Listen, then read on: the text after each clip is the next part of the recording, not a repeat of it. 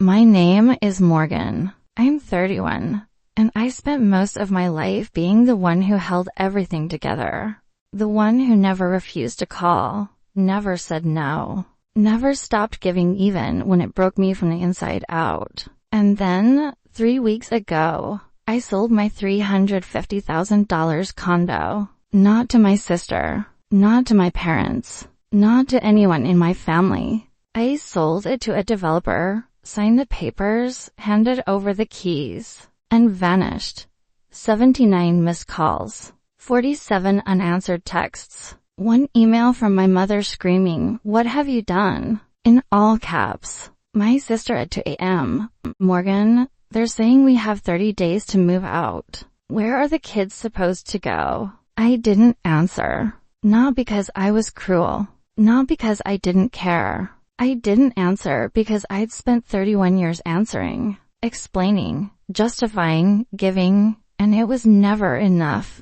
Never. Before I dive deeper, imagine this: the moment you finally stand up for yourself. The moment you stop being what everyone expects. The moment the people who raised you as a good daughter suddenly see you as a stranger. That's what happened to me. And it all started 4 weeks ago, on Christmas Eve. The kitchen smelled like cinnamon and roasted turkey. The house illuminated with white fairy lights strung along the banister. The same house I grew up in, the same lights, the same tree, the same ornaments. Only, everything felt different. I wasn't a child anymore. And I wasn't their obedient daughter either. My father, Harold, once strong and commanding, had retired early after 30 years at the factory. His back had given out, but not his sense of quiet resignation. My mother, Diane, ran the household like a small kingdom where questioning her meant betrayal. And my sister Kelsey, 3 years younger, always needed protecting. At least that's what my mother said. I was the odd one, the overachiever. The girl who buried herself in textbooks, worked 3 jobs through college, interned every summer while Kelsey lounged and spent borrowed money. I had a full scholarship. She had debt. In our family story, I got lucky. Kelsey got life. But no one saw the hours I spent juggling jobs, the sacrifices, the lonely nights, the constant striving. In my mother's eyes, success wasn't something you earned. It was something fate smiled upon. And if it smiled on me, then surely I owed something to those it passed over. That philosophy, this warped version of family duty, defined my life for decades. It started small. A $20 request for gas. A $100 for a surprise bill. Then $500 when Derek, Kelsey's husband, lost yet another job. Always a crisis, always family first, always my bank account. I never asked questions. I never refused. I became the family ATM. Until that Christmas. Standing in that kitchen, the smell of my mother's cookies and my father's old cologne mixing with the cinnamon from the pie. The terms and conditions of my entire life crystallized before my eyes. 3 years ago, I bought my condo in Chicago's Northwest Side. 2 bedrooms, clean lines, a modest balcony with a view of the skyline that reminded me every morning that I had built something for myself. 8 years of savings, consulting side jobs, skipped vacations. I paid off the mortgage last November and sat on my living room floor, tears streaming down my face, not from sadness, but relief. Proof that I could exist outside of the needs and debts of my family. Since then, the neighborhood had changed. New restaurants, coffee shops on every corner. Property values climbing. My $280,000 investment was now worth $350,000. And of course, my mother noticed. Every visit home came with subtle comments. You live alone in all that space. Your sister's kids share a bedroom the size of your bathroom. Then last Thanksgiving, she pulled me aside. If you ever wanted to help Kelsey get on her feet, that condo could change her life. I laughed. Surely she was joking. She wasn't. What I didn't know then was that Kelsey had already been circling the block like a shark. She had called developers, asking if they were interested in my unit. They weren't. They didn't work with intermediaries. But she had been waiting, biding her time, while I had been busy handing out checks. The blood in the water was there, and I hadn't noticed. Christmas Eve arrived. Family-only dinner. The house glowed with old ornaments and a small tree in the corner. Frank Sinatra on a Bluetooth speaker, my father pretending to understand how it worked. I brought gifts for everyone. Cashmere scarf for my mother, fishing reel for my father, art supplies for my niece, stuffed dinosaur for my nephew. For Kelsey, a gift card practical, safe, harmless. Lily, my niece, ran up to me with her arms wide. Aunt Morgan, I drew you a picture. I knelt to accept the crumpled sheet covered in purple scribbles. It's beautiful, I said. Is this a horse? No, she said seriously. It's you. I laughed, hugged her tight, breathing in the smell of shampoo and childhood. Then Kelsey arrived, 20 minutes late. Car trouble, she said. Derek's handshake limp, her smile practiced. I noticed the glance between my mother and Kelsey when they thought I wasn't looking, the nods, the conspiratorial exchange, the quiet plotting. Dinner went on. Turkey, mashed potatoes, green bean casserole. Normal on the surface. But I felt it, beneath the laughter, beneath the chatter. They were waiting. After dinner, I offered to help with the dishes. My mother waved me into the kitchen. Always helpful, she said. I filled the sink with soapy water, scrubbing plates, pretending I didn't hear the low voices from the living room. January 2nd for Seattle. 2 weeks. Dad gets the spare key. We should move fast. January 3rd, get in before she lands. By the time she's back, we'll be settled. I froze, hands on a wet plate. My heart pounded. My family, my own blood, was planning to occupy my home while I was gone. And the casual confidence, the certainty, the way they spoke as if it were already done. It broke something in me. I washed the next plate slowly, dried it carefully, placed it in the cabinet. My face betrayed nothing. Years of analysis had taught me one thing: never reveal your hand until every outcome is calculated. I returned to the living room, sat near the tree, and watched Lily show me more drawings, every glance measuring Kelsey's reaction. She tested me. I passed. The door to my life, my home, my choices was still locked. But I knew one thing for certain. They had just discovered I could and would lock it for good. The drive home from my parents' house that night felt surreal. Chicago's skyline stretched like a memory I was finally leaving behind. The wind carrying the faint scent of winter smoke and exhaust. Every block, every building, every corner held echoes of my life. Of the years I'd sacrificed for a family that seemed to only notice what I could give. I drove in silence for 10 minutes, gripping the steering wheel until my knuckles turned white. Then I called Elena. She picked up on the second ring, her voice warm, concerned. Morgan, it's Christmas. Everything okay? I told her everything. The kitchen, the conversation, the casual plotting with my father holding the spare key. Kelsey and Derek planning to move in. Her silence on the other end was long, measured. What are you going to do? She finally asked. I didn't know. Confrontation, police. Watching them cry and apologize before repeating the cycle. No, there had to be another way. Elena, I said finally. I think it's time I stopped being the person they expect me to be. Maybe it's time to figure out who I actually am.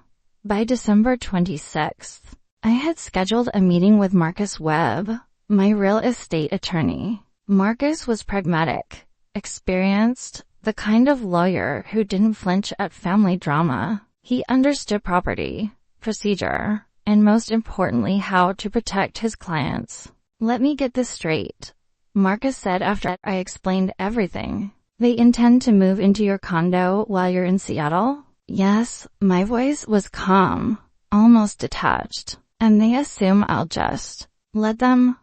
Marcus leaned back, rubbing his temple. Option 1.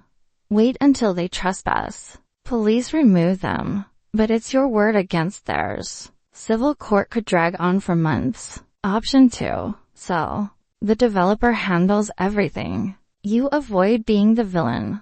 Option 1 sounded exhausting, endless. Option 2. Liberation. I could hand over the keys and finally detach from the toxicity that had shadowed my life. Yes. Option 2. I said that I contacted Robert Smith, the developer. Robert was exact, precise, and ambitious. We met in Marcus Glasswell's conference room 2 days later. He slid a folder across the table. Miss Platt, he said, voice neutral. I'm prepared to offer 18% above market value. Cash closing in 10 business days. The numbers made my heart stutter. I was finally free financially and emotionally. Robert continued. The current occupants. Standard notice. 30 days to vacate. Non-negotiable. Demolition permits. Legal procedure. For the first time in weeks, I felt relief. No one could accuse me of cruelty. I was simply a property owner selling my home. New Year's Eve arrived in the suburbs. At my Uncle Richard's house. The modest gathering was full of relatives. 15 people crammed into a split level with a folding table holding potluck dishes. And champagne chilling by the back door.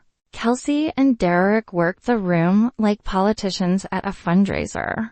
Smiles painted on. Laughter too loud, too rehearsed. I lingered near the kitchen, nursing a glass of sparkling cider, watching their choreography. It didn't take long. Kelsey's voice floated to me, bright and controlled. We're moving to a new place in January. Much better neighborhood. The kids will finally have their own rooms. Patricia, my mother's sister, clapped her hands. Did you buy? Kelsey's hesitation lasted a beat. Family arrangement. Morgan's place. She has all that space, and it's just her. The words hit me like ice water. My family was telling a story where I was generous, kind, selfless. The villains Kelsey and Derek were being framed as lucky beneficiaries of my largesse. And my mother stood beside them, silently endorsing the lie. I smiled. Family helps family. I said simply, my tone neutral. Every head turned. My mother's shoulders relaxed. Kelsey exhaled, thinking she'd won. She had no idea. Later, I found myself alone in a quiet corner with Aunt Patricia, the family gossip engine. Morgan, honey, she whispered conspiratorially. Your mother said you agreed to this weeks ago. Said it was your idea. You're such a good sister. I remained calm. I'm not giving it up, I said carefully. It's just a transition, temporary. What happens with my condo is between me and my immediate family. Her face flickered, surprise followed by irritation. Of course, dear. But you're doing the right thing. The right thing. A phrase I'd heard my entire life, yet this time, I would define it myself.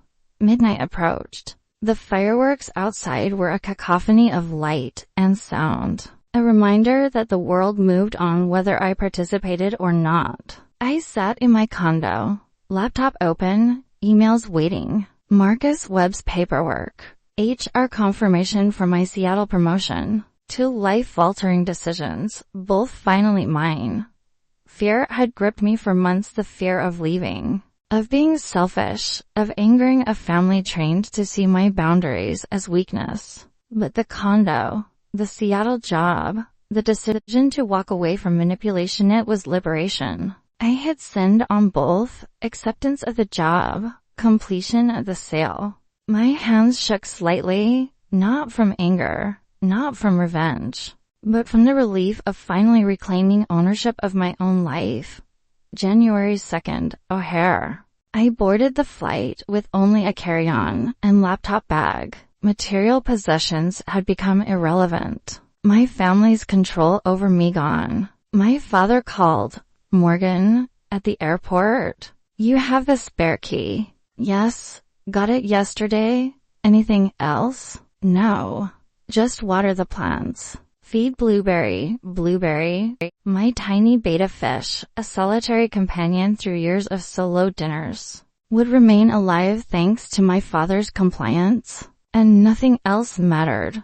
January 3rd, Instagram notifications. Kelsey posted photos, my living room, my view of the skyline, boxes in the corners, Oliver's dinosaur on the table. New chapter, new home. Blessed. My throat tightened. Not sadness, cold clarity. My sister had no idea she was decorating a demolition site. By January 10th, I was in Seattle. Rain tracing patterns down coffee shop windows 3 blocks from my new office. Marcus Webb's confirmed the closing. Funds transferred. The developer would post the 30-day notice. Financial security. Emotional freedom. A clean slate. The timeline moved fast. January 18th, 17 missed calls by lunch. My mother screaming in voicemails, Kelsey panicked, Derek threatening legal action. My father silent except for 10 seconds of heavy breathing. I ignored it all. For the first time in my life, silence was not cowardice. It was strategy. It was self-preservation. I sent one email 3 days later to my mother, father, Kelsey, Derek, and Marcus. Clear. Neutral. Facts only. I have sold my condominium to a development company. This was within my legal rights. Some of you moved in without my consent. The new owners issued a standard 30-day notice to vacate. I will not discuss this further. Seek assistance from housing authorities if needed. No accusation. No anger. No explanation. Just facts. Kelsey responded immediately. That's it? Derek. This isn't over. Mom, I don't know who you are anymore. I archived them. I didn't care. That daughter, the apologetic one, didn't exist anymore. By February 17th, 30-day deadline arrived. Kelsey and Derek had nowhere to go. His family declined to help. Her family had no room. In the end, they moved into my parents' house, 6 people crammed into 3 bedrooms. My mother's carefully controlled kingdom overrun. Elena told me gently, "You're not responsible for the consequences." And I knew it was true. For the first time, I had removed myself from the cycle entirely. The next chapter in Seattle was quiet, almost absurdly peaceful. I donated my Chicago furniture, distributed the proceeds from the condo sale into savings, investments, and a private scholarship fund for first-generation students. The Morgenflat Fund. I called it quietly, secretly, for myself. Elena visited in April. "You seem different," she said. "Lighter," I admitted. Like I finally put something down. "Any regrets?" "I miss who I thought they were," I confessed. "Not who they actually were." Home, I realized, wasn't a place or a person. Home was where no one could take pieces of you without consent. And then, 6 months later, a text from Kelsey, "Morgan, we moved out. Got jobs. Trying." Not asking for anything. Just trying. I read it 3 times. No apology. No acknowledgement. Just progress. Not enough. Not yet. But it was something. I responded, "Thank you for letting me know." 4 words. Nothing more. That was all I needed. Seattle greeted me like a muted promise of something entirely new. The air carried a sharp, salty tang, mixed with the faint smell of damp pine and exhaust. Unlike Chicago, the streets felt quieter, more contained. Here, the city wasn't a backdrop to decades of manipulation and expectation. It was a canvas I could final. Lie paint on my own terms. My apartment was modest. A small studio near Green Lake, sunlight spilling through large windows. cherry blossoms beginning to bloom outside. It wasn't the condo I had poured years into, but that was the point. This was mine now in a way the Chicago property never had been. No one could touch it. No one could dictate who I was here. The first morning in Seattle, I woke to the soft patter of rain on the window. I brewed a cup of tea, sat on the edge of my bed, and let the silence fill the apartment. For the first time, it wasn't just quiet, it was liberation. No guilt, no obligation. Just me. I thought about the weeks leading up to the sale, the kitchen eavesdropping, the whispered plans, the casual conspiracies that had assumed I would fold. They had underestimated me. For 31 years, I had been the family's safety net, the silent bearer of their failures and shortcomings. But here, thousands of miles away, that life was over.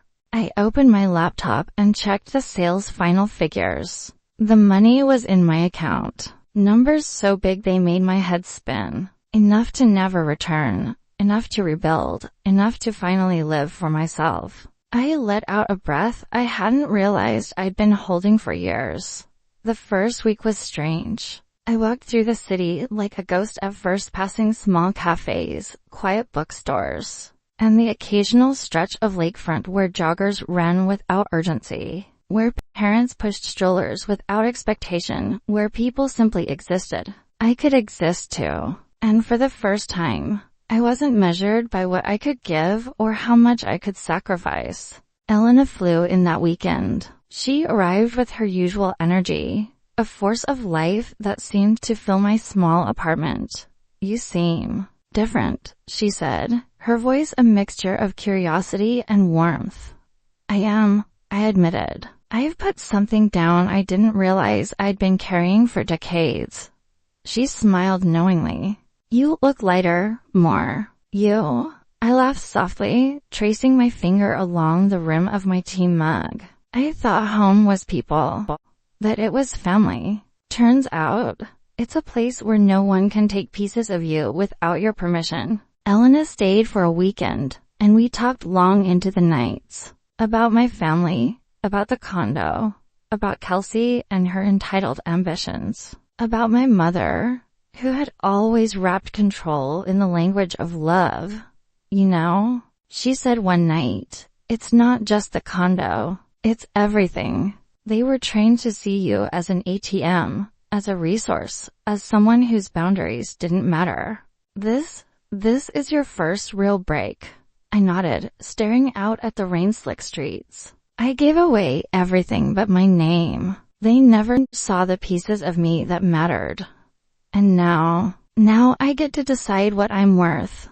Work began the following Monday. Senior Risk Analyst, Pacific Northwest Division. A permanent relocation. A promotion I had been putting off for months because leaving Chicago felt like betrayal. But here, there was no betrayal, there was only opportunity. The office was a glass tower overlooking the lake, bright and modern, staffed with professionals who measured competence and contribution, not family history or guilt. The first few weeks were exhausting, but in the best way. For once, my energy went into something that fed me, that built me up rather than drained me. I applied the same meticulousness I had always used to keep the plot's content, now redirected toward my own growth. Risk analysis became a metaphor, measuring the cost of relationships, the return on emotional investments, calculating where it was safe to step and where to hold back. Evenings were quieter than I expected. I walked along the waterfront, breathing in the salty air, listening to seagulls squabble over scraps, strangers passing by without a second glance. I felt invisible for the first time in years, and it was the most freedom I'd ever known. No one demanded explanations. No one judged my choices. No one expected sacrifices. Yet, Chicago never fully left me. The phone still buzzed occasionally, Elena's updates, news from mutual friends. The occasional social media post from Kelsey. She never reached out personally again. Not with apology. Not with acknowledgement. Just the faint echo of her entitlement in a text or post. One morning, I scrolled through Instagram, sipping coffee. Kelsey had posted another story, a photo of the living room she had taken over. A wine glass in hand, Oliver's toys strewn across the floor. Caption, "Blessed, new home, fresh start." I let out a long breath, letting the anger and frustration drain slowly. They were living in my past. I was living in my present. Two entirely separate realities. February came. Gray and wet, Seattle skies a constant drizzle. I settled into my new apartment, unpacking boxes, arranging furniture, creating a life that belonged solely to me. Every object I placed was deliberate, a small victory, a declaration of autonomy. My Chicago furniture had gone to a women's shelter, the proceeds to diversified investments and a private scholarship fund for first-generation college students. I called it the Morgenblatt Fund.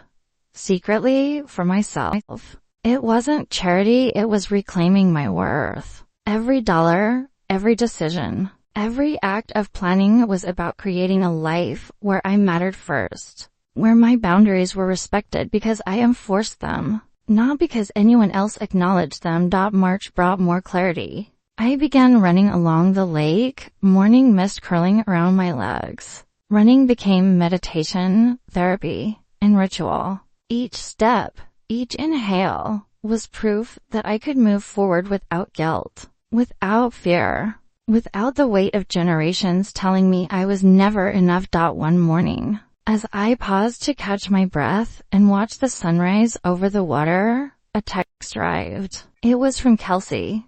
"Morgan, I know you probably don't want to hear from me. I don't blame you if you delete this. I wanted you to know. We got jobs. Moved out of mom and dad's.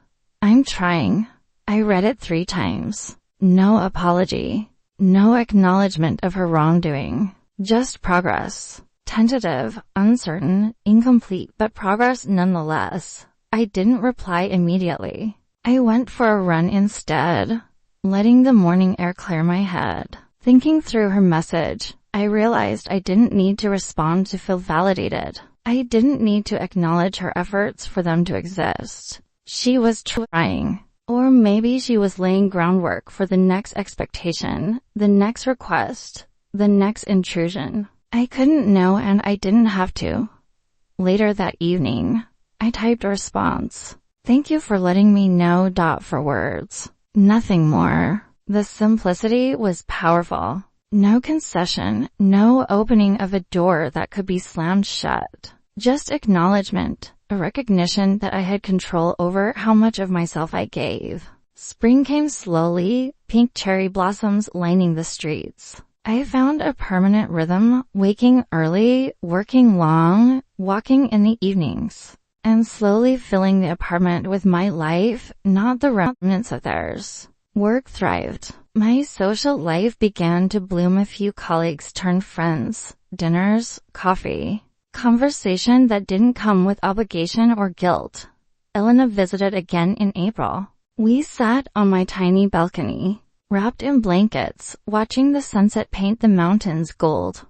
"You seem different," she said again. "I am," I admitted. "Lighter, free. I've put something down that I didn't realize I'd been carrying for decades." "Any regrets?" she asked softly. "Sometimes I miss the family I imagined," I admitted. "But I don't miss the family that actually existed. And I don't miss being expected to sacrifice my life for them." She nodded. "That makes sense." I looked around at the city, the mountains, the life spreading out before me like an unwritten map. "Home," I whispered, "is where nobody can take pieces of you without your consent." Elena squeezed my hand. "You're going to be okay, Morgan." "Yes," I said. "I think I am." And yet, there was an unexpected quiet tension. 6 months later, I received a text from Kelsey. "Morgan, we moved out. Got jobs. Found an apartment. We're trying." Not asking anything.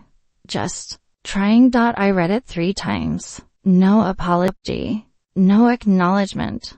Progress. Enough. Not perfect. Not complete. But tangible. I didn't reply immediately. I went for a run along the lake, letting the morning air clear my head. That door, the one I had closed, didn't have to stay locked forever. But now I was the one deciding when, if ever, to open it.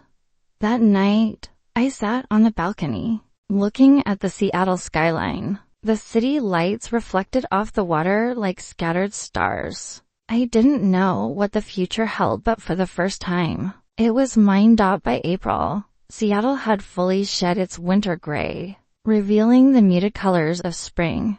Cherry blossoms lining the streets in quiet riot, rain-slicked sidewalks reflecting neon from cafes and boutiques, and the faint hum of the city that felt alive but contained. For the first time in my life, I walked those streets without a shadow behind me, no expectations, no obligations, no one watching my every move and calculating my worth in dollars and guilt. My mornings had settled into a rhythm I hadn't known I craved. Wake early, brew tea, read emails, review risk reports, and then run along Green Lake before the office. The simple act of running became a meditation, a stripping away of the past, one step at a time. A rhythmic heartbeat in sync with the life I was choosing for myself. At the office, I found my place. Senior risk analyst wasn't just a title, it was a responsibility I relished. A challenge I had earned on my own terms. Colleagues treated me with respect, curiosity, and occasionally, admiration, though never expectation. I was no one's safety net here. No one assumed I would bend, give, or absorb. It was a foreign but liberating feeling, and I soaked in like sunlight after a long winter. Evenings were quieter, more contemplative. I started journaling again, the old habit I had abandoned during my Chicago years. The pages became a place to untangle thoughts, process emotions, and sketch the contours of the person I was becoming. I wrote about Kelsey, about Mom, about Dad, about the Platts and the rules they had always played by. I wrote about myself, who I had been, who I wanted to be, and how little the world outside Chicago had to do with the version of me they had tried to mold. I reflected on the pattern, the expectations, the manipulation, the disguised love that demanded compliance. And slowly, I began naming it for what it was: not care, not protection, not family love, but control. And I realized something crucial. Understanding this pattern didn't make me cruel. It made me aware. And awareness was the first step toward freedom. One rainy afternoon, I sat in a small coffee shop 3 blocks from my apartment, laptop open, listening to the soft hiss of espresso machines and the murmur of conversations. I didn't need to weigh or mediate. I scrolled through emails, messages, and notifications, and for a fleeting moment, I allowed myself a thought I hadn't dared in years. I am free. Then a notification pinged: Kelsey again. My chest tightened briefly, but I didn't open it immediately. She had sent photos, Lily's drawings on the refrigerator, Oliver's toys neatly arranged, her own smile in the kitchen with a glass of wine. The caption read, "Making it work, building a home." It wasn't an apology. It wasn't acknowledgement. Just continuation. The quiet reminder that my family still operated on entitlement and assumption, that they could move forward in my absence as if my presence had been optional all along. I felt a flicker of old anger, but it was weaker, smaller than before. I had distance now, physical, emotional, psychological, and that distance gave me perspective. I typed a brief acknowledgement, 4 words, steady and measured. Thank you for sharing. No guilt. No door opened wider than I chose. Just acknowledgement and boundaries. Work demanded my attention, but I noticed other changes too. My relationship with myself deepened. I no longer measured my value by how much I gave to others. I began saying no without a sense of impending guilt. I stopped over-explaining. I stopped apologizing for existing. One Friday evening, after a particularly long day analyzing risk reports for a client project, I returned to my apartment and found myself smiling at the empty silence. I brewed tea, pulled a chair to the window, and watched the city in its soft, rainy glow. There was a beauty in independence, in solitude chosen rather than imposed. I realized I had never truly understood the meaning of home before, not in Chicago, not in the Platts Kingdom. Home was not people. Home was not possessions. Home was a sanctuary, a space where the pieces of me could exist without being claimed, criticized, or monetized. Despite this newfound stability, the shadow of my past occasionally intruded. News from Chicago filtered in family gossip, social media updates, stray mentions in conversations with Elena. Kelsey and Derek were now fully settled in the chaos of my old condo. Mom was visibly unsettled, still convinced that generosity equaled sacrifice. Dad remained passive, as he always had, a quiet observer of the family's moral gymnastics. The most striking revelation came from Aunt Dorothy. Her message, sent weeks earlier, had lingered in my mind like a warm ember. Morgan, I don't know the whole story, and I won't ask, but I've watched you take care of that family for years while they took from you. Whatever happened, I trust you had your reasons. I'm proud of you. Reading those words, I realized I had been truly seen by at least one person in my family. The relief was almost physical. A release of tension I hadn't realized I carried. One voice, one acknowledgement, and suddenly the entire narrative felt different. I had been defined by everyone else for so long that I forgot I could define myself. Aunt Dorothy reminded me I could. Elena visited again. We sat on my balcony, wrapped in blankets, and watched the sunset over the mountains. You're different, she said again. I can see it in the way you move. The way you speak, the way you let the city wrap around you without fear. I admitted. I'm learning what it means to live for me, to measure my worth by what I bring to my life, not what I give away. And you're thriving, she added, smiling. I've never seen you this. Centered, the word resonated. Centered, balanced, whole. Words I hadn't thought I would associate with myself at 31. Kelsey continued to hover in the background, a distant ripple in my otherwise calm lake. Occasionally, she sent brief updates, photos of her kids, messages about school or work. Each one was a test, subtle and deliberate. But the difference now was that I saw through it. I wasn't afraid. I didn't need to respond immediately. I didn't need to provide approval or validation. She existed in her world. I existed in mine. The most profound moment came unexpectedly. I received a LinkedIn notification someone from Chicago had endorsed me for skills I hadn't used in years. My heart swelled. Recognition, professional and personal, for work I had done, not for sacrifices made for others. I realized that in choosing myself, I had not abandoned anyone. I had simply ceased to allow them to define or claim me. Summer approached, bringing longer days and brighter skies. My apartment filled with plants, small decorative pieces that I had chosen not to please anyone but myself. I started cooking more intentionally, exploring flavors and dishes I liked. I experimented with writing, documenting my journey, reflecting on patterns of family, control, and liberation. The words flowed freely, unjudged, unmeasured, and deeply healing.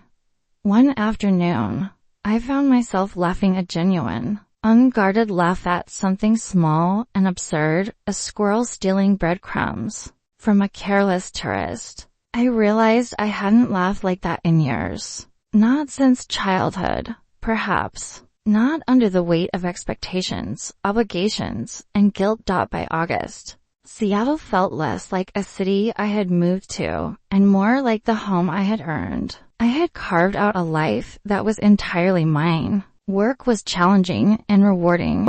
Relationships were chosen, not demanded. And every day felt like a deliberate act of reclamation. I had learned to measure value differently. Not by the approval of others. Not by familial entitlement. Not by the constant giving and erasing of my own needs. I often thought of Kelsey and the Platts, wondering if they had realized the gravity of what they had tried to take. But the curiosity was distant, academic. I no longer needed to see them understand. My understanding was enough. My autonomy was enough. My life, finally, was enough. As the first hints of fall began to tint the trees, I reflected on the last 8 months. The Chicago condo was gone, the family drama unresolved in their eyes but irrelevant in mine. The boundaries I had set were firm. The self I had rediscovered was resilient. And the life I had begun to build was expansive, purposeful, and unclaimed by anyone but me. I had sold more than a property. I had sold an identity imposed by obligation, by manipulation, by guilt. And in doing so, I had purchased the only thing that truly mattered, freedom. September arrived in Seattle like a gentle promise. The mornings crisp and the nights long and silvered with moonlight. My apartment had settled into a rhythm of comfort and intentionality. The small studio near Green Lake felt expansive now, filled with plants I'd nurtured, books I'd selected for joy rather than obligation, and soft furnishings I'd picked simply because I liked them. Each morning, I walked along the lake before heading to the office. The water reflected the sky, sometimes gray, sometimes pink at dawn, always moving. Always present. It reminded me that life continued whether or not anyone approved, whether or not anyone watched. And I had decided, consciously, to step fully into that truth. Work had grown more demanding, and in a way that fulfilled me. As senior risk analyst for the Pacific Northwest Division, I was no longer someone who merely followed orders. I analyzed, interpreted, and advised. I led meetings with clarity, pushed back when data suggested a path was risky, and built frameworks that allowed my clients and my team to operate efficiently. The weight of responsibility felt different here. It was earned, not imposed. One Wednesday afternoon, a colleague named Raj pulled me aside. "Morgan," he said, "I've noticed how you handle tough calls. You don't flinch. You listen, assess, and act. Most people just appease or avoid." I smiled. "That's the luxury of experience," I said lightly. "You learn fast when appeasing is exhausting and avoids nothing." He laughed, and I felt a quiet pride. For the first time, my skills were recognized on their own merits, not as a measure of what I could give to someone else. Evenings were slower, more deliberate. I cooked because I wanted to, not because I had to. I went out for drinks with colleagues who were becoming friends, sharing stories and laughter without any sense of duty or hidden agenda. And I journaled nightly, sometimes for hours, untangling thoughts, exploring patterns, and writing letters I never intended to send to Chicago. I reflected often on the family dynamics I had left behind, the expectations, the manipulations, and the relentless assumption that my success existed to serve them. I had given so much of myself that I hadn't even recognized how thin I had become. But now, I was thickening. I was solidifying into someone unclaimable, untouchable in ways that mattered most, emotionally, spiritually, and mentally. Yet the echoes of the past sometimes returned, carried on emails, social media, or the occasional gossip through Elena. Kelsey's children were thriving, and that was good truly, but every update reminded me of the sense of entitlement and assumption that had propelled them into my home in my absence. I had made peace with it. Part of independence was accepting that some people would never understand boundaries, that some would continue to operate under the same assumptions and entitlement that had defined them for decades. I no longer felt the need to intervene, explain, or correct. My life was no longer their stage. One brisk evening, I decided to take a different path home from the office. I wandered into a quiet park, where a few early joggers and dog walkers traced the winding paths. The leaves were just starting to turn, the first hints of autumn promising change. I sat on a bench overlooking a small pond, closed my eyes, and simply breathed. A thought drifted in, a realization that made me smile. I didn't need validation from anyone. Not from Kelsey. Not from my mother. Not even from my father. The world didn't owe me recognition. I owed it to myself to live fully, unapologetically, and without fear of judgment. That weekend, I hosted a small gathering in my apartment. Just a few colleagues, a pot of homemade chili, wine, laughter spilling into the night. It was imperfect in all the right ways. A broken lamp, mismatched chairs, dishes stacked in the sink. And yet, it felt wholly mine. There was no one lurking in the corners, no one observing, no one measuring my worth. Only presence, only life. I watched them, listened to the stories, laughed until my cheeks hurt, and felt a quiet, steady pulse of contentment. This was what independence looked like, not just the absence of my family's demands, but the presence of choice, agency, and joy. As October rolled in, work intensified. I was tasked with a project involving a multi-state merger, analyzing risk exposure across multiple portfolios. It was complex, demanding, and exhilarating. I poured myself into it, thriving on challenge, exercising judgment, and finally trusting my instincts without second-guessing. Late one night, after reviewing reports and spreadsheets, I sat back in my chair and realized something profound. For years, I had allowed others to define the parameters of my life, to shape my decisions, to determine my value. Now, I was the one setting the parameters. I was writing the rules, and for the first time, they suited me. Despite the distance and clarity, part of me remained vigilant. Kelsey's Instagram updates continued sporadically, but they no longer unsettled me. I noted them, acknowledged them internally, and moved on. Occasionally, a message would appear from my mother, brief, clipped, often defensive or vaguely accusatory. I never responded immediately. I drafted responses, revised them, then deleted them. Eventually, I realized I didn't need to respond at all. My boundaries were established, my independence solidified, and my energy was better spent on the life I was building, not the one they wanted me to maintain for them. One November morning, I received an unexpected package, a small, leather-bound journal from Aunt Dorothy. Inside was a handwritten note. "Morgan, I don't need to know the details. I just want you to remember you are worthy, you are capable, and you are loved for who you are, not what you provide. Keep walking your path. With love, Aunt D." I held the note in my hands, feeling tears prick my eyes, not of sadness, not of anger, but of relief. Relief that someone in the family had truly seen me. Relief that the narrative of my worth was not universally dictated by those who had taken without understanding. I typed a quick message of thanks, and then let it go. Winter approached. The first snow dusted rooftops and streets, transforming the city into a muted, serene landscape. I walked through it deliberately, boots crunching over fresh layers, breath visible in the cold air. Each step felt like a declaration. I existed for myself now. My past, my family's expectations, and their entitlement could no longer claim me. One evening, over coffee with Elena, we talked about the Chicago condo, the family, and the drama that had unfolded.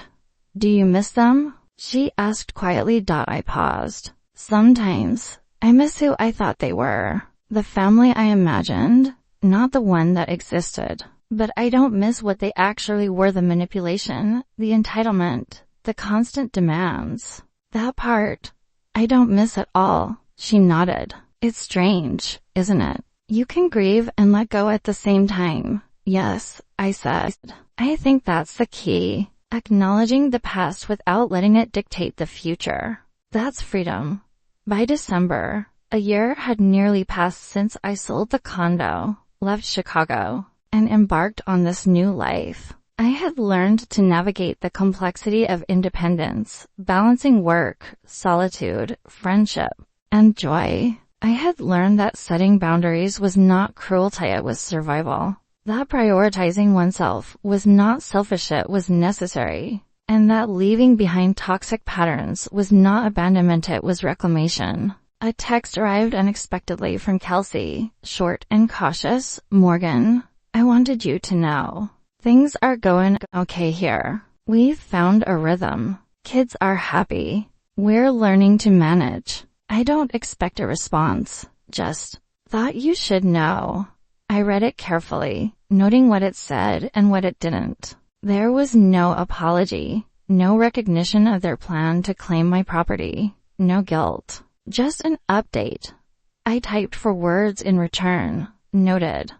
Take care. It was measured, firm, and detached. Boundaries reinforced. Engagement limited. I put down my phone and looked out over the city lights, now familiar and comforting. For the first time, my life was entirely my own, free from obligation, free from expectation, free from the narrative imposed by others. I realized something powerful. Independence was not a single moment. It was a continuous choice, a daily practice, a careful cultivation of self in the face of pressure, history, and memory. And in that practice, I had discovered something essential. Freedom was not just the absence of control from others. It was the presence of self-determination, the ability to choose my path, and the courage to walk it unafraid.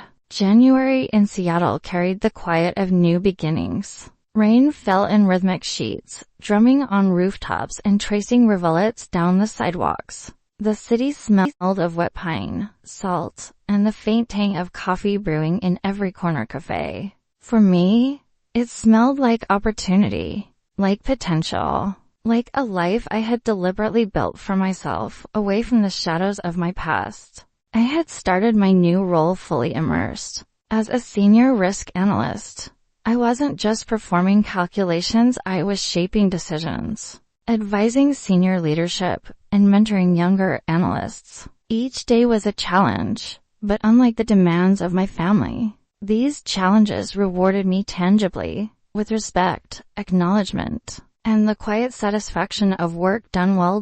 One morning, after a particularly long meeting, my colleague Raj stopped by my desk. Morgan, can I be honest? He asked, leaning against the edge of my workspace. Always, I said, closing my laptop. You're fearless, not in the loud, dramatic way, but in the quiet, uncompromising way. You make the tough calls, and you don't apologize for it. Most people your age are still learning to say no to their families, and you've mastered it. I felt a smile tug at my lips. It's been a long lesson, I admitted. Years of practice, clearly, he said, laughing. I hope you teach me someday. I nodded. I'll teach you.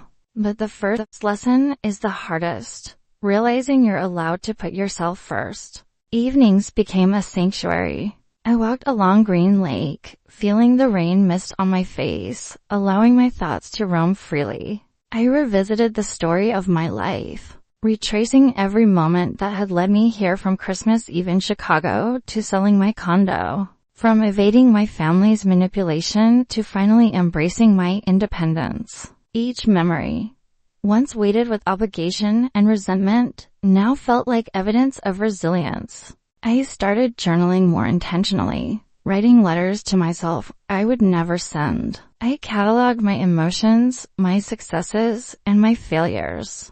I sketched plans for the future, professional goals, travel aspiration, and personal projects I had postponed for years. February arrived with icy mornings and quiet streets. I discovered a small cafe tucked away on a side street near the office. The barista, a woman named Anna, greeted me by name after my third visit.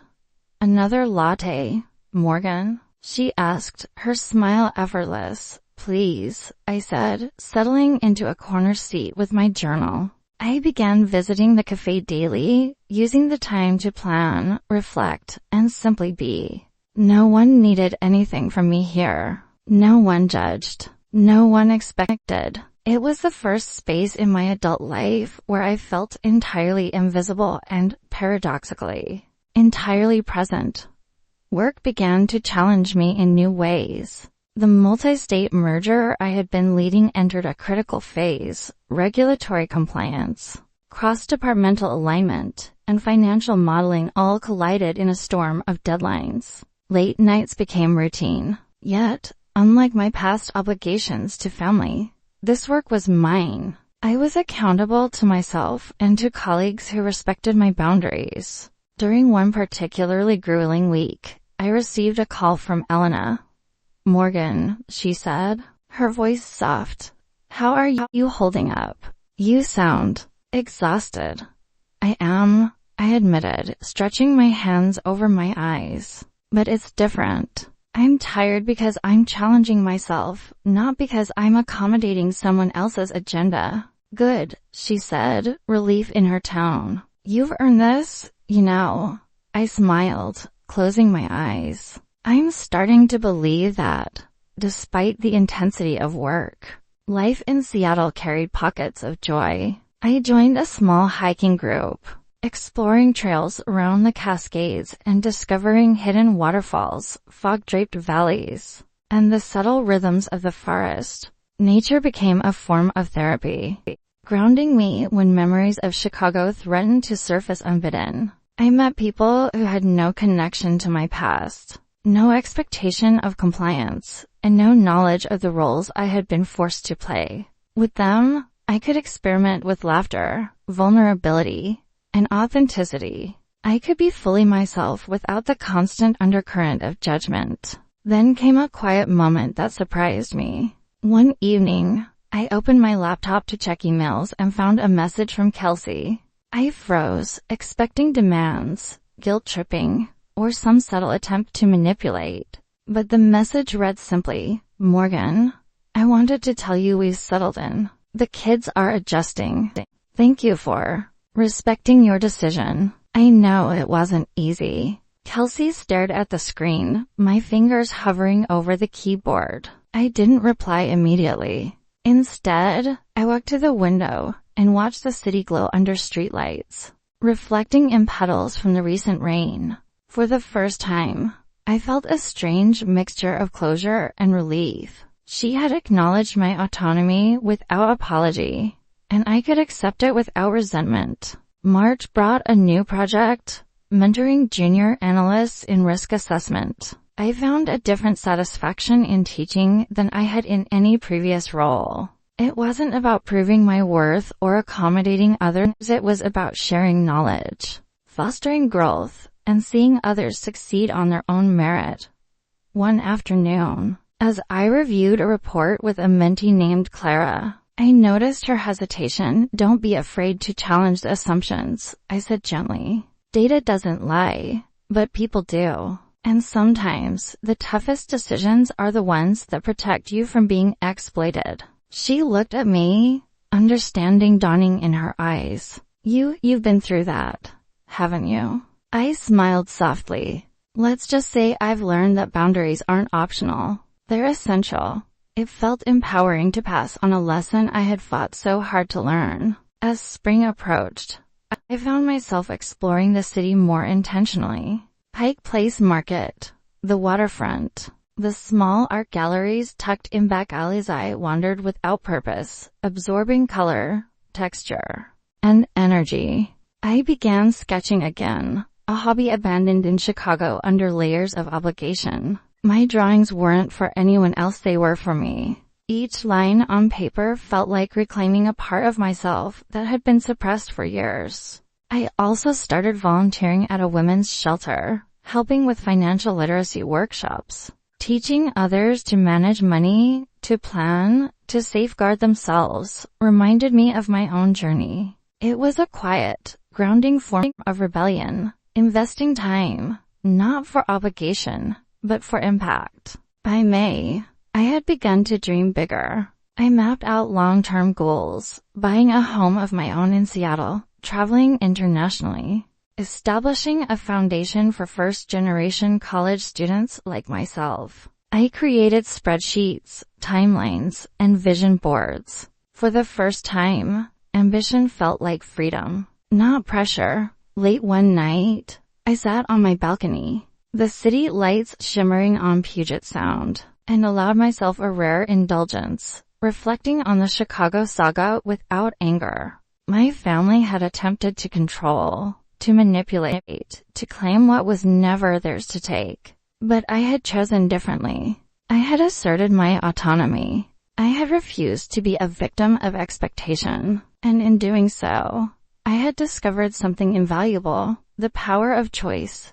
Yet, even with distance and independence, traces of old patterns lingered. Occasionally, I caught myself second-guessing decisions, worrying about appearances, or imagining judgments that no longer existed. I had to remind myself daily, growth isn't linear. Freedom isn't a switch you flip.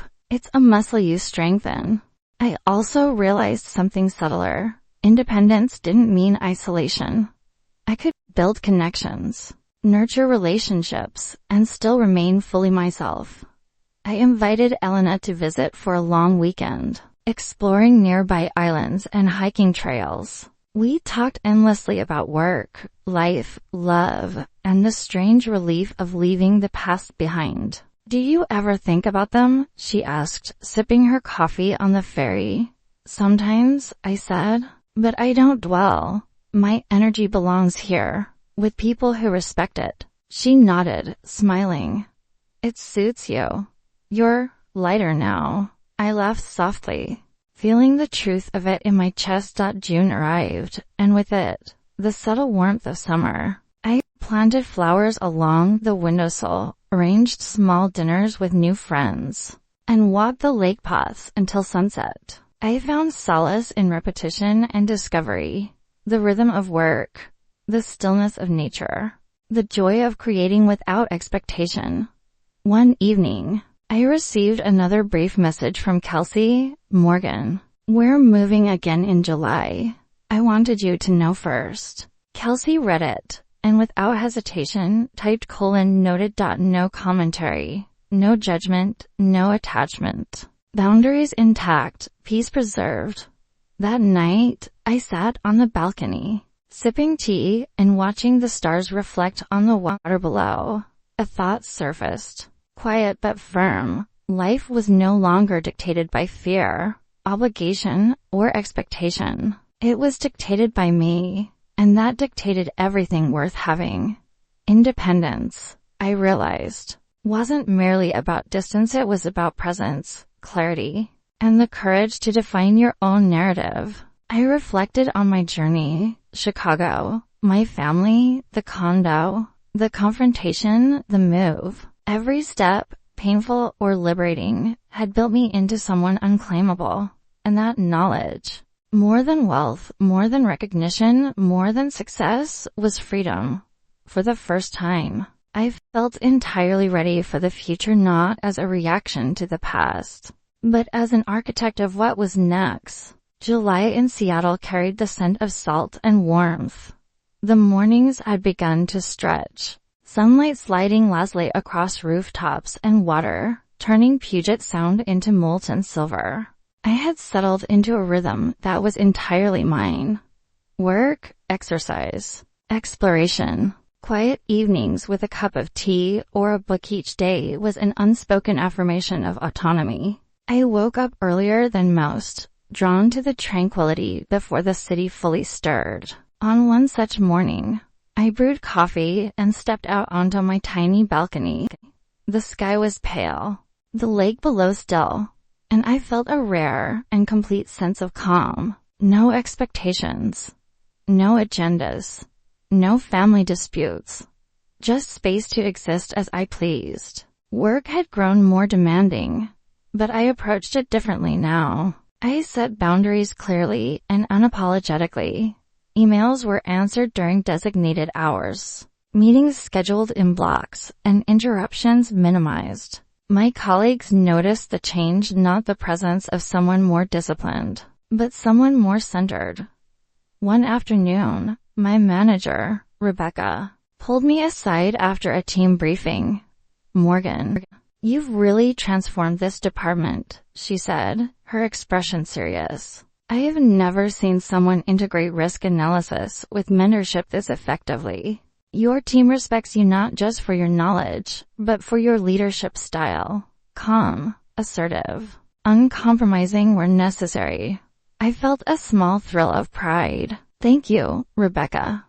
That means a lot." "It should," she replied.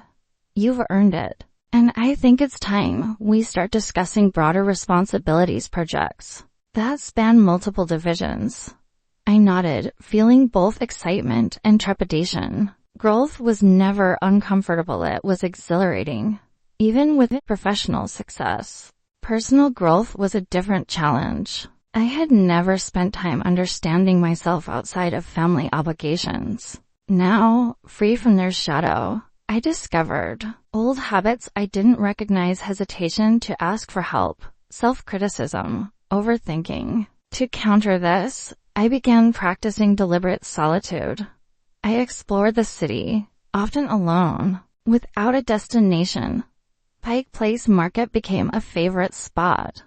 I'd wander, sampling pastries, watching fishmongers toss salmon through the air, noticing tourists stumble over cobblestones. It reminded me that life was layered, vibrant, unpredictable, and beautiful in its ordinary moments. July 15th arrived, and with it, a small package. It was from Aunt Dorothy, the only relative who had ever acknowledged my autonomy with kindness. Inside was a letter. "Dear Morgan, you've always been brave, even when you didn't realize it. I'm proud of the woman you've become. Remember, strength isn't just in confrontation, it's in the quiet decisions that preserve your peace. Keep walking your path." Dorothy read the letter 3 times, holding it close. For years, I had been starved of validation from my family. Here was a reminder that acknowledgement and love could exist without strings attached. August came.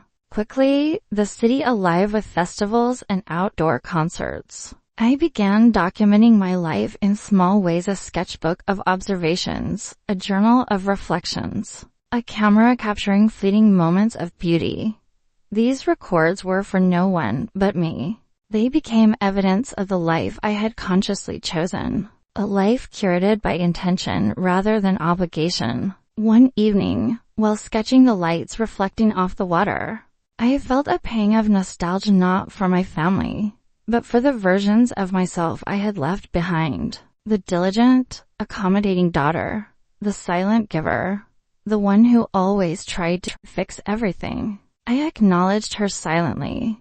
She had served a purpose, but she would no longer dictate my life. Professionally, I began taking on larger projects. I led a multi-city risk assessment for a new Pacific Northwest expansion. Travel was required, giving me exposure to new cities, people, and cultures. Unlike previous experiences, I didn't feel guilty for leaving home or shirking obligations. This was investment in myself, not sacrifice for someone else's comfort. During one trip to Portland, I stayed in a small boutique hotel. From the window, I watched the city hum with life below. It struck me that I could live anywhere, belong nowhere but to myself, and still thrive. It was liberating. It was terrifying. And it was exactly what I needed. Despite newfound freedom, occasional echoes of Chicago haunted me. News filtered through. Social media updates on my family, Kelsey's posts about her children, my mother's occasional commentary. I scrolled carefully, aware of the pull these glimpses had on my emotions. But now, the pull was weaker. The connection was no longer a chain, it was a window I could close at will.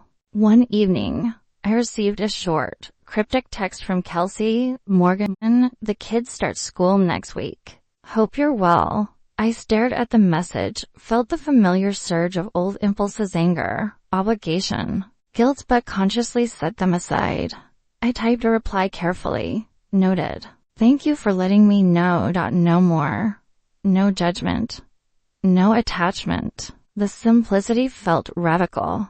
I also began reconnecting with friends I had lost contact with during my years of caregiving. One friend, Julia, invited me to a weekend trip to the San Juan Islands. Sailing between misty cliffs and shimmering waters, we shared stories, laughed, and reflected on choices. For the first time, I realized I had the capacity to nurture relationships without erasing myself in the process. Do you ever regret leaving Chicago? Julia asked one night, the boat rocking gently beneath us. No, I said firmly.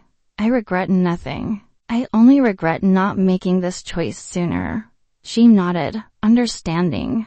It suits you. You're different. Lighter. I smiled. I've been carrying a lot for a long time. Now, I get to choose what to carry and what to let go. September brought challenges at work. A critical report I authored was questioned by senior leadership, and a minor oversight threatened to escalate.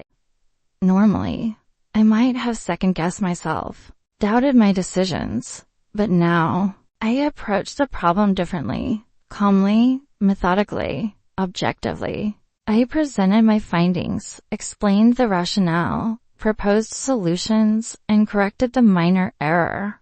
The issue was resolved, and for the first time, I felt a quiet satisfaction in navigating professional tension without self-blame or fear. That evening, walking home through rain-slick streets, I realized something profound. The lessons I had learned in Chicago: boundary setting, self-respect, risk calculation were not only personal, but deeply professional.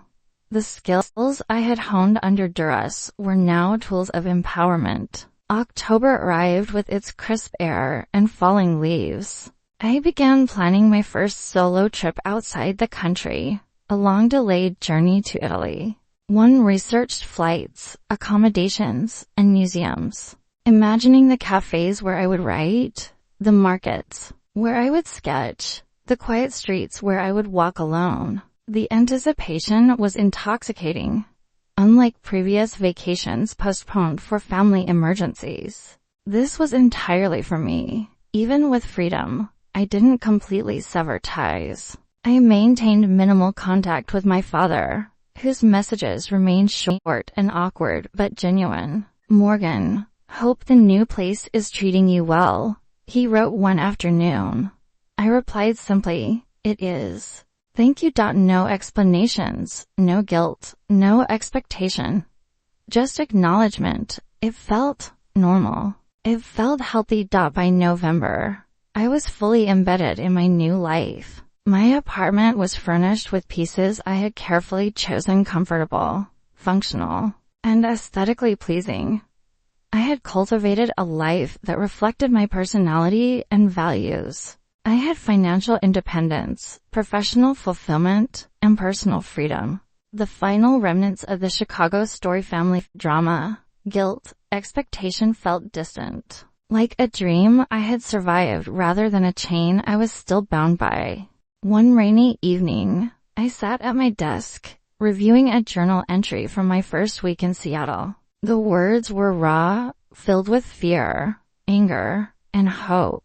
Reading them now, I realized how far I had come. I had evolved from a reactive daughter to a proactive woman, shaping life on her own terms. I allowed myself a small, private celebration. I poured a cup of tea, leaned back in my chair, and watched the city lights twinkle against the dark sky. I thought about Kelsey, my mother, and my past, and I understood that life was no longer dictated by them. It was dictated by me, and that meant everything. November drifted into December with a subtle, golden chill in the air. Seattle's skies were a muted gray, punctuated by the occasional streak of sunlight reflecting off the waters of Lake Union. I had grown used to this weather. Its quiet persistence mirrored the calm, I had cultivated in my life. My days were ordered but never rigid, structured but never constrained. The morning light spilled across my apartment as I sat at my desk, sipping coffee, the hum of the city below just faint enough to be comforting. I opened a fresh notebook, its pages crisp and empty. For the first time in years, I felt entitled to fill them with my own thoughts, dreams, and plans not dictated by obligation, guilt, or expectation, but by possibility. My upcoming trip to Italy dominated my attention. One researched flights, hotels, and local markets with the meticulous care I had once reserved for family emergencies. But this time, there were no compromises. No guilt-laden detours, no considerations of what someone else might think. The trip was entirely for me. I imagined wandering through Florence's winding streets, the scent of fresh bread wafting from small bakeries, the sound of church bells echoing across cobblestones. I pictured afternoons sketching in a sunlit piazza, evenings sitting at a quiet cafe with a journal and espresso, simply observing life unfold around me. Booking the flights felt monumental. I typed in my information, paid in full, and hit confirm with a sense of triumph I had not felt in decades. A few seconds later, a confirmation email appeared in my inbox. My heart swelled not with relief or fear, but with pure, unadulterated anticipation. I was building a life that belonged entirely to me.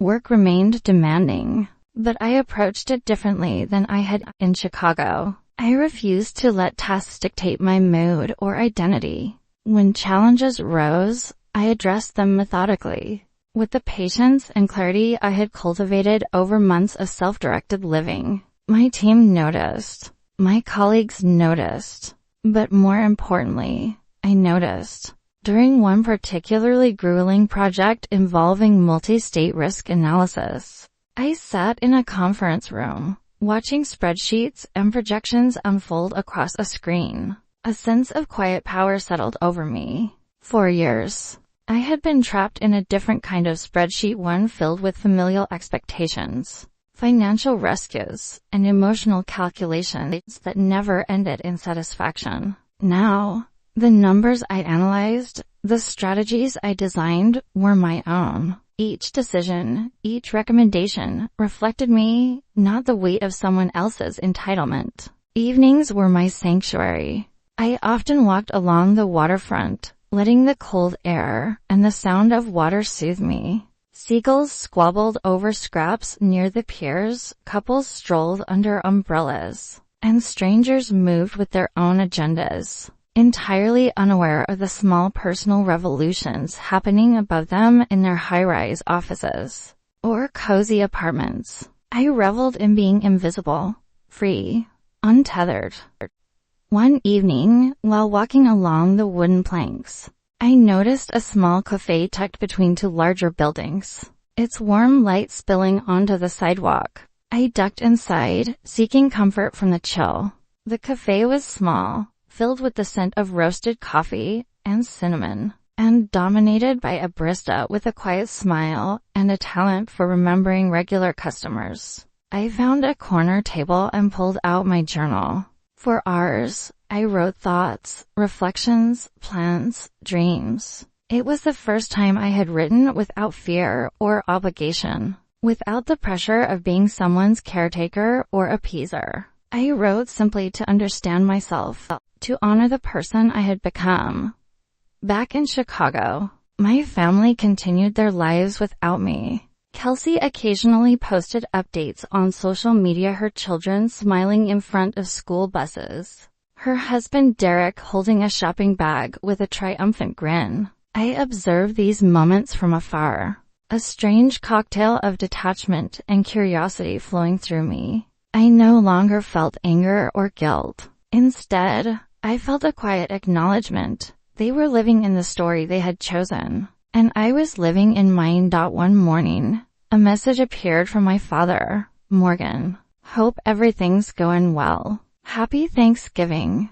I replied, everything's wonderful. Thank you. No explanation. No justification. Just truth, concise and untangled from expectation. For the first time, our communication was unburdened. It was fragile, yes, but honest. December also brought reflection. I found myself thinking often about Aunt Dorothy's words, the only relative who had ever truly seen me. I reread her letter, letting it sink into every corner of my mind. Sometimes the bravest thing you can do is walk away. Stay strong, sweetheart. I realized that the bravery I had cultivated was not loud or confrontational. It was quiet, deliberate, and self-respecting. Bravery was making choices for myself, even when it meant disappointing or angering others. It was living authentically, even when the past threatened to pull me back into old patterns. The holidays arrived with a muted energy in Seattle. Without familial obligations, I created my own traditions. I decorated my small apartment, stringing lights along the windows and hanging a modest wreath on the door. I baked cookies for myself and a few neighbors, savoring the process of creation without expectation. I sent postcards to friends rather than gifts, knowing that thoughtfulness mattered more than material sacrifice. One afternoon, while carrying a tray of cookies to a neighbor, I ran into Elena. She had flown out for a short holiday visit. We sat in my apartment, watching snow begin to dust the rooftops and the lake. "You seem lighter," she said, sipping tea, like someone finally set down a load they didn't need to carry. I laughed softly. "I think I did, and it feels incredible. Terrifying, but incredible." She smiled knowingly. "You deserve this, Morgan. All of it." Amid this freedom, I began contemplating financial planning with intention. The proceeds from my condo sale, combined with my steady income, allowed me to envision a life beyond survival. I met with a financial advisor, discussing diversified investments, retirement funds, and even a modest charitable contribution. I called it the Morgenblatt Fund, a quiet testament to the life I was now consciously building. No strings attached, no obligations to others. Just me, my vision, and the discipline to preserve it. As the month wore on, I prepared for Italy with a meticulousness I had never allowed for myself in Chicago. One researched flights, museums, local art schools, and even cooking classes in Florence. I imagined walking along the Arno River at dusk, sketchbook in hand, absorbing centuries of history and beauty. I imagined evenings sipping wine in a quiet trattoria, reflecting on how far I had come. For the first time, travel was not a distraction, an escape, or a responsibility. It was an exploration of self. Work projects required travel to Portland and Vancouver in mid-December. For each trip, I packed lightly, carrying only what was necessary. I observed how liberating minimalism could be. Fewer possessions meant fewer obligations, fewer reminders of obligations past. Each city, each street, each new interaction became a lens through which I measured growth. I noticed that my patience had deepened, my judgment had softened, and my confidence was no longer brittle or conditional. One evening in Vancouver, standing on a bridge watching the sunset shimmer across the water, I realized that boundaries, once feared as confrontation or defiance, were actually liberation. Every no I had spoken in the past months had accumulated like bricks, building a foundation I could stand on without fear of collapse. Returning to Seattle, I spent quiet evenings in reflection. I made peace with my past without condoning it. I observed the patterns that had led me to overfunction, overgive, and overcompensate, recognizing the triggers and responses I would never allow to define me again. I allowed gratitude to coexist with sorrow, gratitude for the lessons learned, sorrow for the years spent bound by obligation. I realized that the most radical act of self-respect was often unseen. It was waking up each day and choosing me over the scripts written for me by family, society, or habit. It was reclaiming identity from the people who had only ever seen me as a resource. December 31st approached. The year's end carried no obligations for me, no expectations, no rehearsed smiles or polite conversations. Instead, I sat at my balcony with a notebook, pen in hand, reflecting on the past 12 months. I traced the arc of transformation from the daughter trapped in expectation, to the woman who sold her condo and reclaimed her autonomy, to the professional who commanded respect without fear, to the individual who could finally walk alone and feel whole. Fireworks erupted across Seattle's skyline, brilliant explosions of color mirrored in the waters below.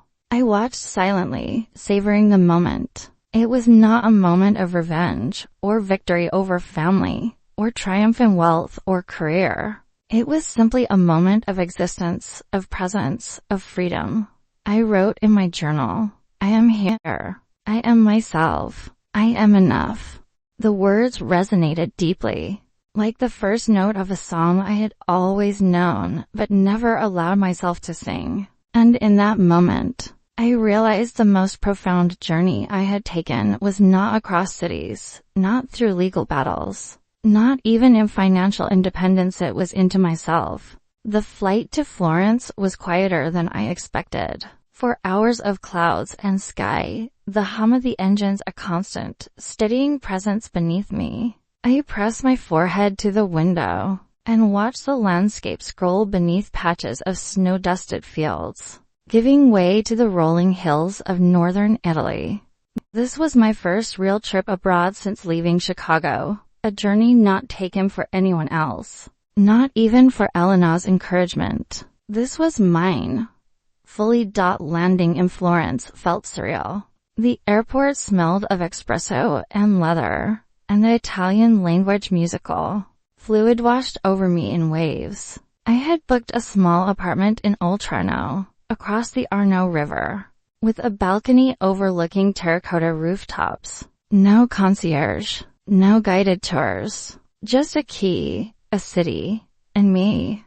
I spent my first morning walking. Florence, in the soft winter light, was like stepping into a painting. Narrow streets twisted unpredictably, revealing sun-drenched piazzas and centuries-old buildings. I paused at a small bakery and bought a warm, flaky croissant, savoring it on the steps outside. There was no rush, no expectation, no need to report back to anyone. Just the gentle rhythm of my own breathing and the subtle pulse of a city that had existed long before and would persist long after me.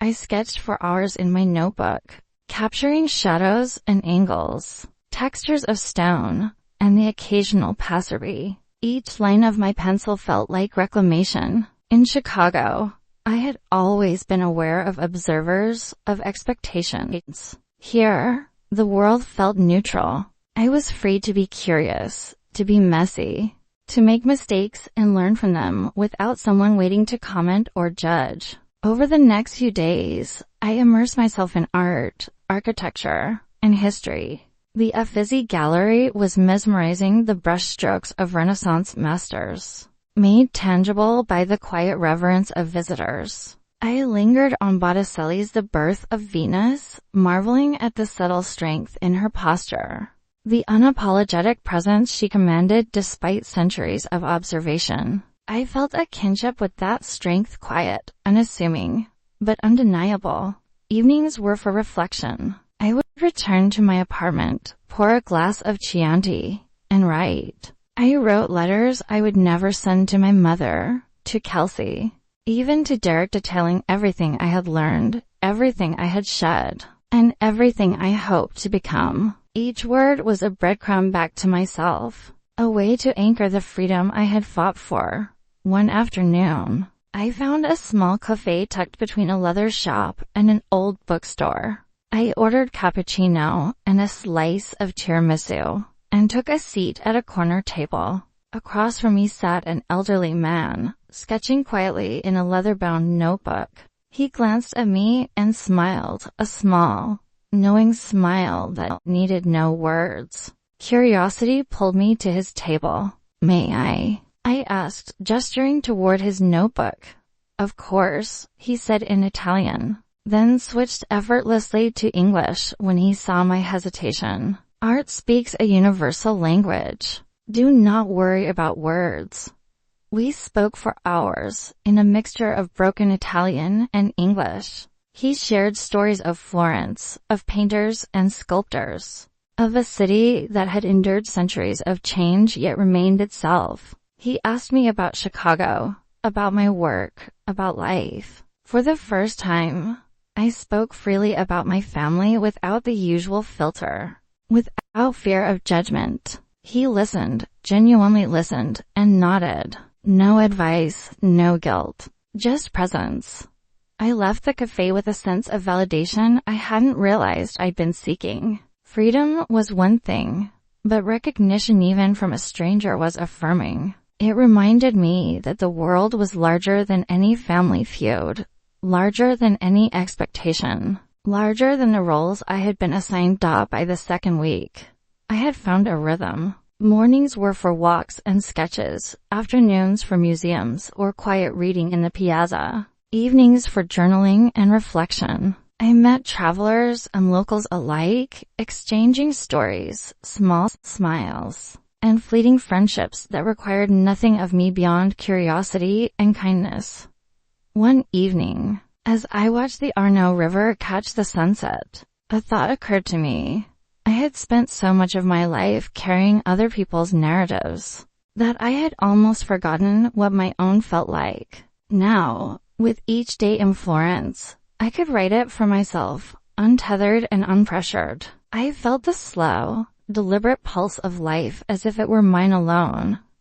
Back in Seattle, Elena had been keeping me updated on Chicago, though sparingly. She didn't sugarcoat the family gossip, but she also didn't allow it to dominate my thoughts. One short text made me smile. Saw Kelsey's post today. Still the same old narrative. Ignore and enjoy Italy. I laughed softly. Yes, I thought, ignore. I had spent decades being pulled into their dramas. Now I was learning the subtle art of selective attention, observing without engaging, acknowledging without surrendering.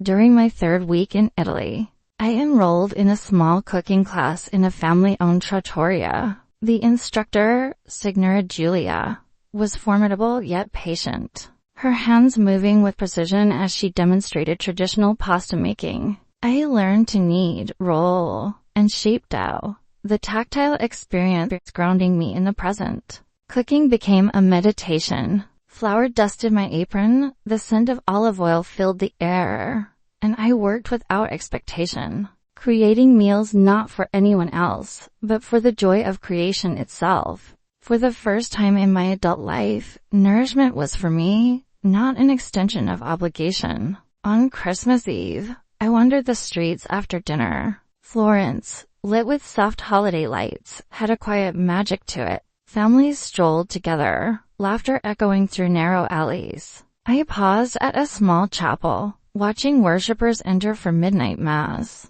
I didn't go in, but I felt a sense of peace that was entirely mine. I reflected on past Christmases, the tension, the planning, the silent sacrifices no one ever noticed, and realized I had replaced all that weight with choice. I called Elena briefly, sharing the quiet magic of the evening. I feel untethered, I confessed. Good, she replied simply. You deserve it. New Year's approached, and I stayed in Florence, preferring solitude over spectacle. I reflected on the past year, the condo sale, the email to my family, the flight to Seattle, the slow establishment of a life unbound by guilt or obligation. Each step, each choice, had been deliberate, and now I could see the trajectory clearly. I wrote in my journal, this year I discovered what it means to exist for myself. Not to survive, not to appease, but to live. I am learning the rhythm of my own heart, the geometry of my own boundaries, the language of my own freedom. It felt monumental, and yet quiet, an inner revolution that required no fanfare. By the final days of my trip, I began planning my return to Seattle with intention. I had apartment viewings lined up near Green Lake, places small enough to maintain simplicity, yet with enough space to feel at home. I envisioned a life filled with work that challenged and inspired me, friendships built on mutual respect rather than obligation, and hobbies and adventures chosen purely for joy. I also contemplated how I might continue my relationship with my family if at all. Kelsey's text from months prior lingered in my mind. "I'm trying." It was vague, ambiguous, possibly manipulative, possibly sincere. I decided I would respond only on my terms, in my own time, with no expectation beyond acknowledgement. If healing were to occur, it would be because I allowed it, not because it was demanded. On my flight home, I watched the Alps recede beneath me, the sunlight bouncing off icy peaks. I reflected on Florence, the freedom, the discovery, the unburdening, and felt a quiet sense of readiness. My life was now a series of choices, deliberate and informed. Every decision, from career to finances to personal boundaries, was mine. Every past constraint, every obligation that had once suffocated me, had been dismantled and replaced with autonomy. Landing in Seattle, I felt the city greet me like an old friend. Rain pattered against the windows of the terminal, gray and familiar. I smiled, inhaling deeply. Home was not Chicago, not my family's approval, not the condo I had sold. Home was now wherever I chose it to be. Wherever I could breathe, create, and exist without apology. Seattle greeted me with its characteristic drizzle, a familiar gray softened by the muted sunlight reflecting off Puget Sound.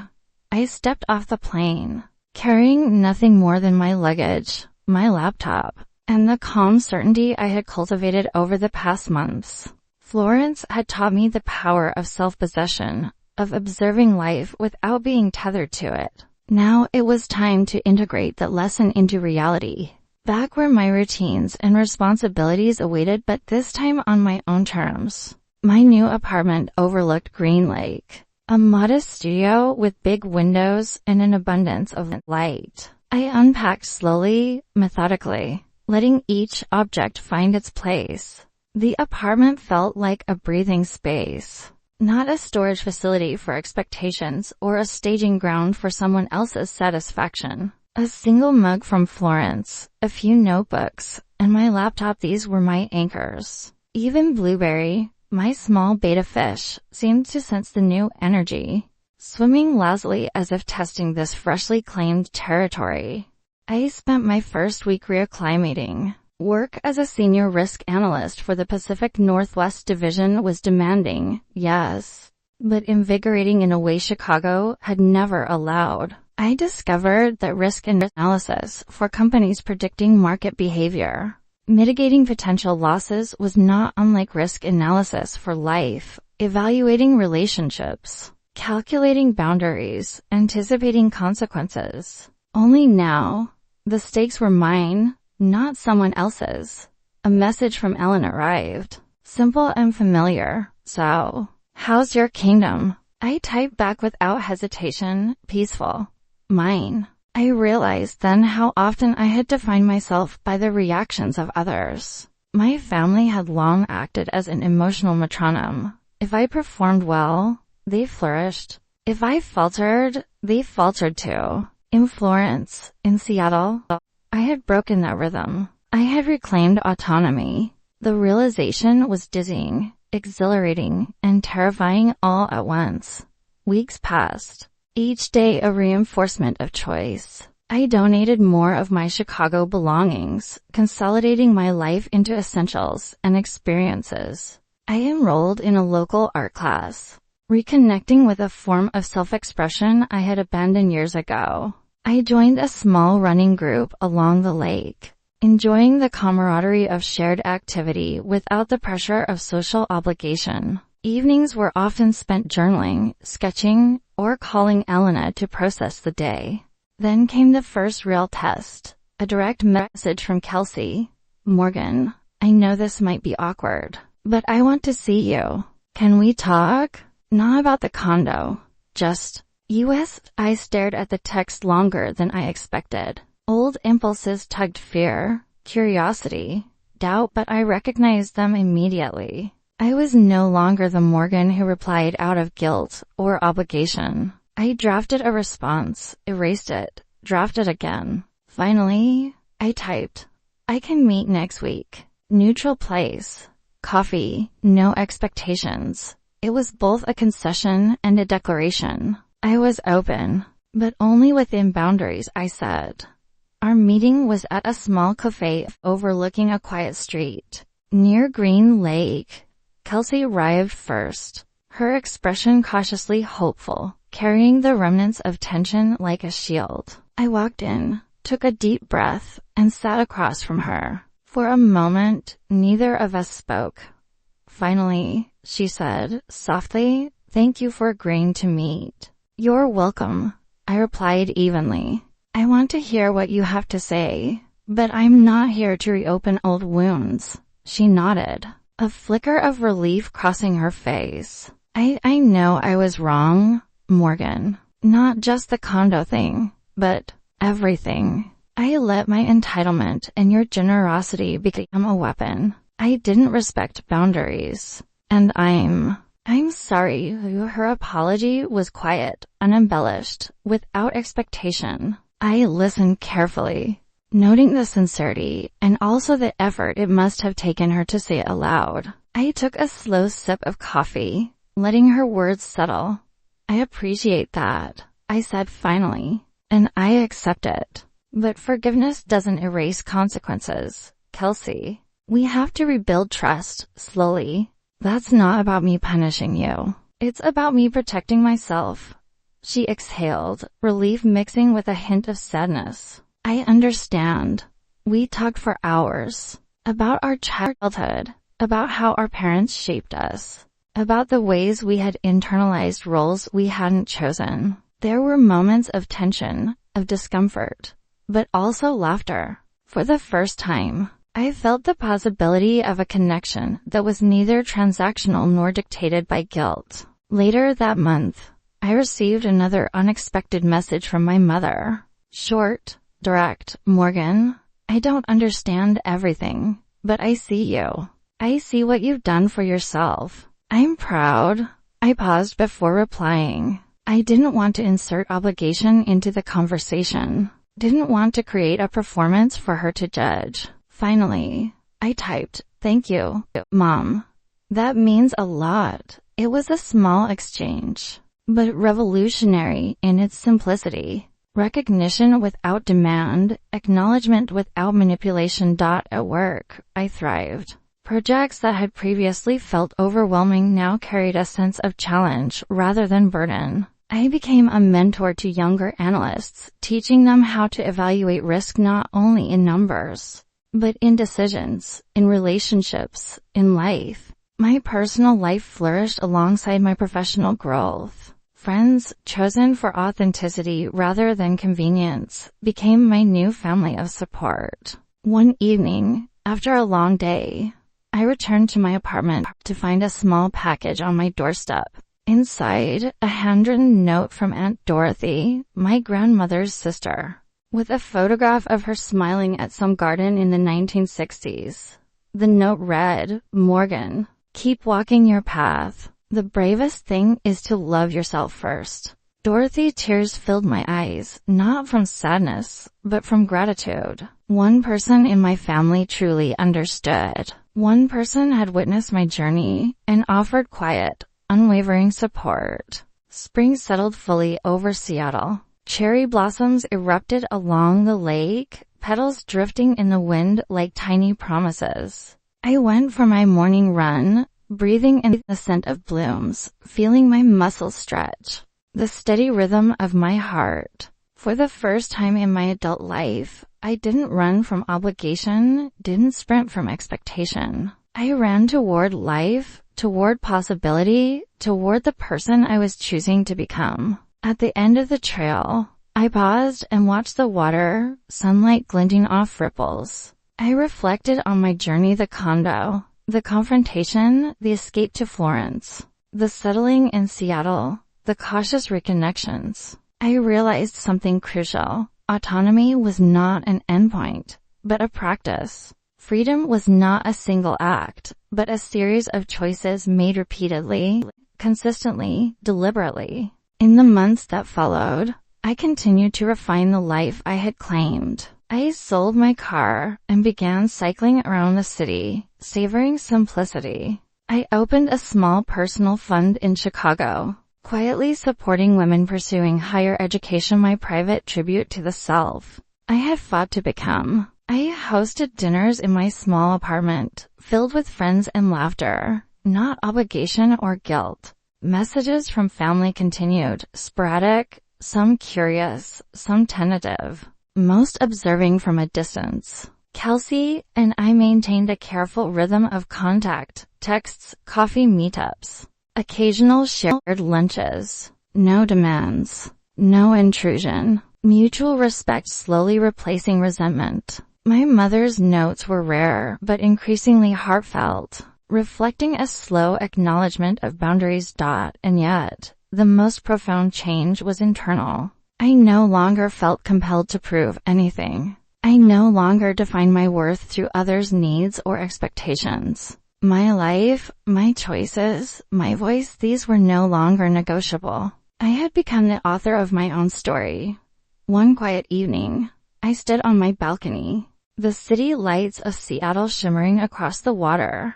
Blueberry swam lazily in his small tank, oblivious to human complications. I sipped tea and breathed deeply, the sky above a canvas of violet and pink. I reflected on the girl who had once sacrificed herself to keep everyone else comfortable, the one who had answered every call, every demand, every expectation. I honored her efforts and release. But she was gone. In her place stood someone stronger, calmer, and infinitely more aware. Someone who had learned the art of self-respect, the science of boundaries, the poetry of freedom. And I smiled, genuinely, because now, finally, for the first time in my life, I could say without hesitation, this life is mine.